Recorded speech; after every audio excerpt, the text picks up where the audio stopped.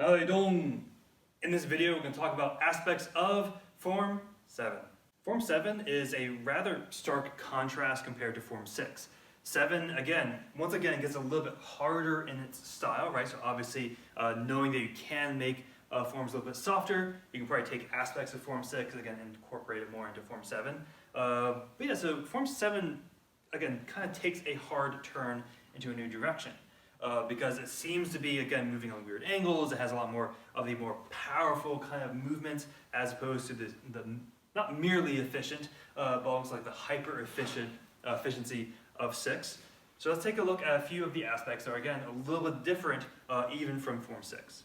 One aspect is simply you get to use more one-handed techniques, right? So now, obviously, all the forms so far have done at least one, and in that clear. But we start to play a little bit more in the sense that we have one new one-handed cut, right? So obviously in the introduction, right? So it's not that's not the standard cross cut. It is the one-handed big clear before you draw back into my favorite fighting guard, low guard, right?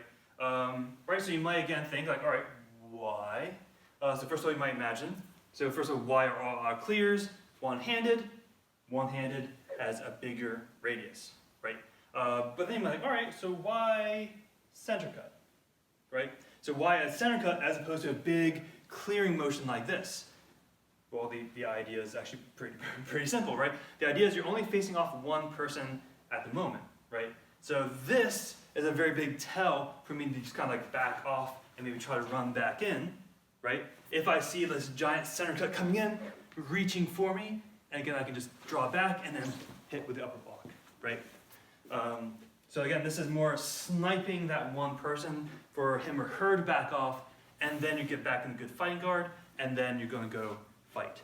Now the other one-handed is a little bit of a weird one, right? That's about halfway, right? You just come around, one big, powerful left-hand strike, right?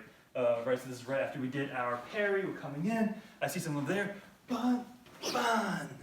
Big, powerful left-hand cut. Notice left hand, right? So once again, you might be imagining, right, why left hand? So first of all, bigger reach, even more than the right-handed, but also a little more powerful, right? So again, allegedly the left hand is a powerhouse of your cut. The right hand is just kind of following along for the ride, making sure it's going, where it should be. So yeah, so this move should be as powerful as your two-handed cut. Now this is going to be playing on a future aspect, but also think about, again, what you're doing with these cuts. They're not all doing the same thing, right?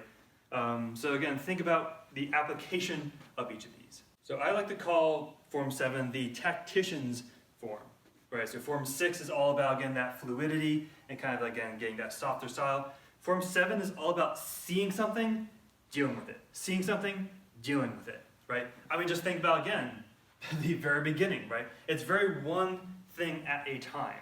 I see you, I want you, not everyone, I want you to back off here. I see that diagonal cut coming in, 1, 2, someone's coming in behind me, I'm gonna face you, right? All right, so I'm gonna block that one person. I see this, I'm gonna parry it, finish, right?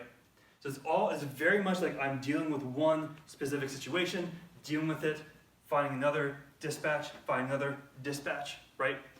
So again, this is almost the opposite of the at least for now, right? The opposite of that kind of like hyper calm. This is like, all right, 1, 2, 3, I need to deal with you, I need to deal with you, I need to deal with you, I need to deal with you, that kind of thing. Now that said, obviously, you want to be able to blend the two. You want to be very calm as you're seeing all these things, right? So as opposed to, again, Form 1, Form 2, Form 3, which are all very kind of like, all right, everyone get out of my way, I'm gonna fight you, right? This is gonna be like, all right, I see you, you're doing this thing, I'm going to counter this way. Oh, you're going to be doing this way, I'm going to strike you that way, right?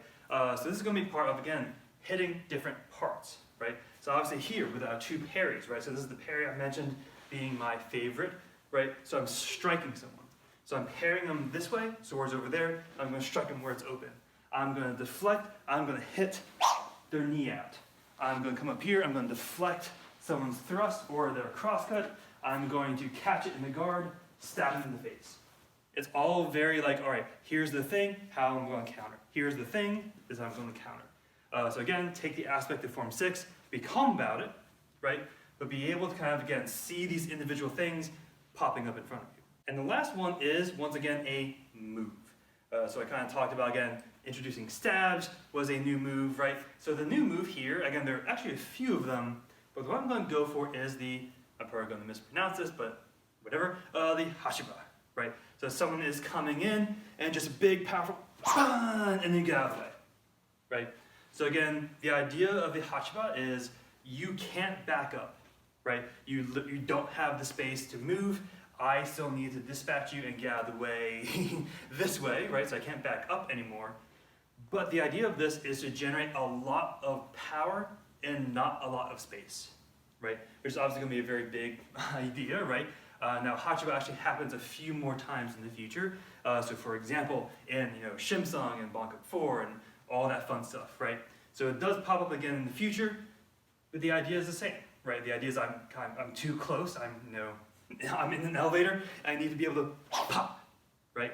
But once again, you can take that idea and run with it. See how much power you can generate from, a short amount of either physical space, maybe like muscle space in the sense of like how much power can I get just from using the diaphragm? Can I get that much more power? Can I get that much more power if I use this muscle group?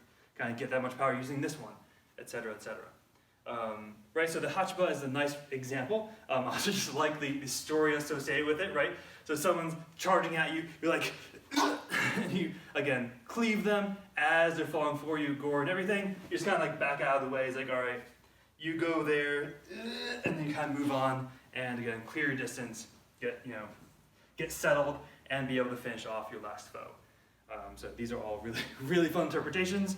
But once again, take these ideas, again, retcon them, add them to your future forms. Again, take ideas from previous forms and make sure they're solid on this one, right? So think about, again, that power associated with 3 and 4 and integrate that into this form, right?